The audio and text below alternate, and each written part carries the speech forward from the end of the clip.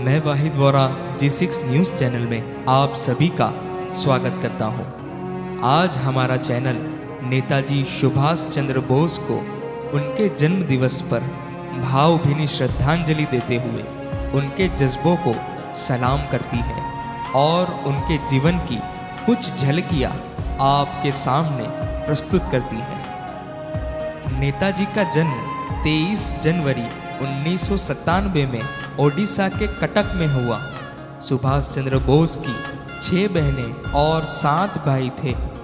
नेताजी को बचपन से ही पढ़ाई में बहुत रुचि थी, बहुत मेहनती और टीचर्स के प्रिय थे। नेताजी को खेल कूद में भी रुचि नहीं थी। स्कूल की पढ़ाई कटक से ही पूरी की। आगे की पढ़ाई के लिए कलकत्ता चले गए। वहाँ से प्रेसिडेंसी कॉलेज में फिलोसॉफी में BA किया। कॉलेज में एक अंग्रेजी प्रोफेसर द्वारा भारतीयों को सताए जाने पर नेताजी बहुत विरोध करते थे। इस समय जातिवाद का मुद्दा भी बहुत उठाया गया था। ये पहली बार था जब नेताजी के मन में अंग्रेजों के खिलाफ जंग शुरू हुई। नेताजी के पिताजी चाहते थे कि वो सिविल सर्विस करे, पर नेताजी देश की सेवा करना चाहते थे। उनके पिताजी ने चुनौती दी, तुम में इतनी काबिलियत नहीं है, तुम देश सेवा का बहाना बनाते हो। नेताजी ने चुनौती स्वीकार की और सिविल सर्विस की परीक्षा पास कर ली और इतनी कठिन परीक्षा पास करने के बाद उसे छोड़ दिया और वापस देश सेवा में लग गए। नेताजी स्वामी विवेकानंद को अपना गुरु मानते थे। नेताजी के मन में देश के प्रति बहुत प्रेम था और उसकी आज़ादी के लिए बहुत चिंतित रहते, जिसके लिए उन्होंने भारतीय राष्ट्रीय कांग्रेस पार्टी ज्वाइन की। शुरुआत में नेताजी कलकत्ता में कांग्रेस पार्टी के नेता रहे। वे चित्तरंजन दास के नेतृत्व में काम करते थे। नेताजी चित्तरंजन दास को अपना राजनैतिक गुरु मानते थे। 1922 में चित्तरंजन दास ने मोतीलाल नेहरू के साथ कांग्रेस छोड़ अपनी अलग पार्टी स्वराज पार्टी बना ली थी। जब चित्तरंजन दास अपनी पार्टी के साथ मिलकर रणनीति बना रहे थे, नेताजी ने उस बीच कलकत्ता के नौजवान छात्र छात्रा और मजदूर लोगों के बीच अपनी खास जगह बना ली थी। वो जल्द से जल्द भारत को आज़ाद देखना चाहते थे। अब लोग सुभाष चंद्र को नाम से जानने लगे थे। उनके काम की चर्चा चारों ओर फैल रही थी। नेताजी एक नौजवान सोच लेकर आए थे, जिससे वो यूथ लीडर के रूप में चर्चित हो रहे थे।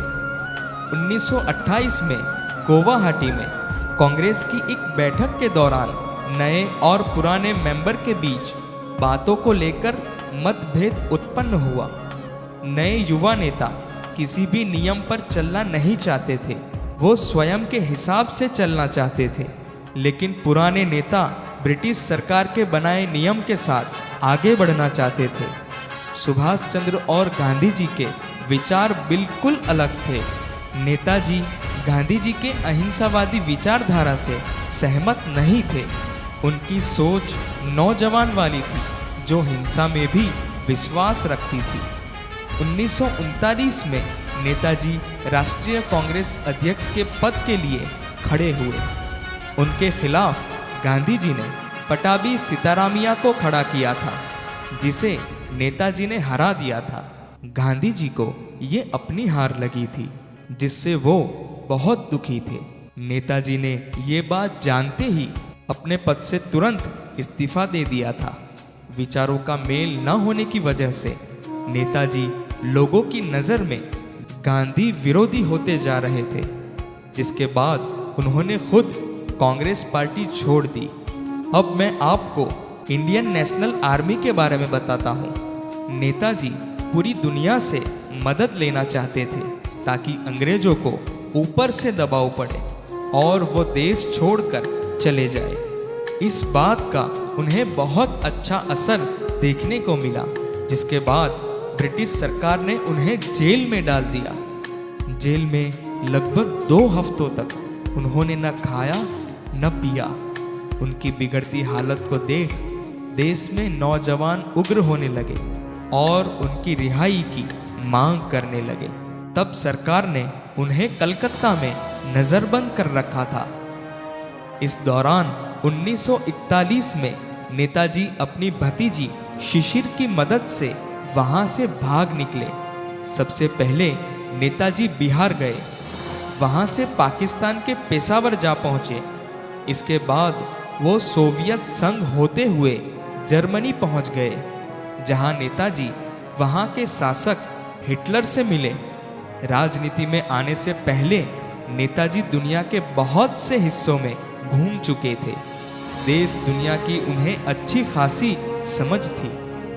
उन्हें पता था कि हिटलर और पूरी जर्मनी का दुश्मन इंग्लैंड था। ब्रिटिशों से बदला लेने के लिए उन्हें ये कूटनीति सही लगी और उन्होंने दुश्मन के दुश्मन को दोस्त बनाना उचित समझा। इसी दौरान उन्होंने ऑस्ट्रेलिया की एमिली से शादी कर ली थी। उसके साथ वे बर्लिन में रहते थे। उनकी एक बेटी भी हुई, अनीता बोस। फिर नेताजी जर्मनी छोड़ साउथ ईस्ट एशिया मतलब जापान जा पहुंचे। वहां वे मोहन सिंह से मिले, जो उस समय आज़ाद हिंद फौज के मुख्य थे। नेताजी मोहन सिंह और राजबिहारी बोस के साथ मिलकर आज़ाद हिंद फौज का पूर्ण गठन किया। इसके साथ ही नेताजी ने आज़ाद हिंद पार्टी भी बनाई। 1944 में नेताजी ने अपनी आज़ाद हिंद फौज को तुम मुझे खून दो मैं तुम्हें आज़ादी दूंगा नारा दिया, जो देश भर में नई क्रांति लेकर आया। 1945 में जापान जाते समय नेताजी का विमान ताइवान में क्रैश हो गया, लेकिन उनकी बॉडी नहीं मिली थी। कुछ समय बाद उन्हें मृत घोषित कर दिया गया था। भारत सरकार ने इस दुर्घटना पर बहुत सी जांच कमेटी भी बिठाई, लेकिन आज भी इस बात की पुष्टि नहीं हुई है। 1956 में शाहनवाज कमेटी नेताजी की मौत की गुत्थी सुलझाने जापान गई, लेकिन वहां की सरकार ने उनकी खास मदद नहीं की। 2006 में मुखर्जी कमीशन ने संसद में बोला कि नेताजी की मौत विमान दुर्घटना में नहीं हुई थी और उनकी अस्थियां जो रैकोनजी मंदिर में रखी हुई है वो उनकी नहीं है, लेकिन इस बात को भारत सरकार ने खारिज कर दिया। आज भी इस बात पर जांच व विवाद चल रहा है। आपको ये वीडियो अच्छा लगा हो तो लाइक शेयर कीजिए और इस चैनल पर नए हो तो सब्सक्राइब भी कर लें और हमारी वीडियो सबसे पहले देखने के लिए बेल आइकॉन पर क्लिक कीजिए। शुक्रिया। शब्बा खैर।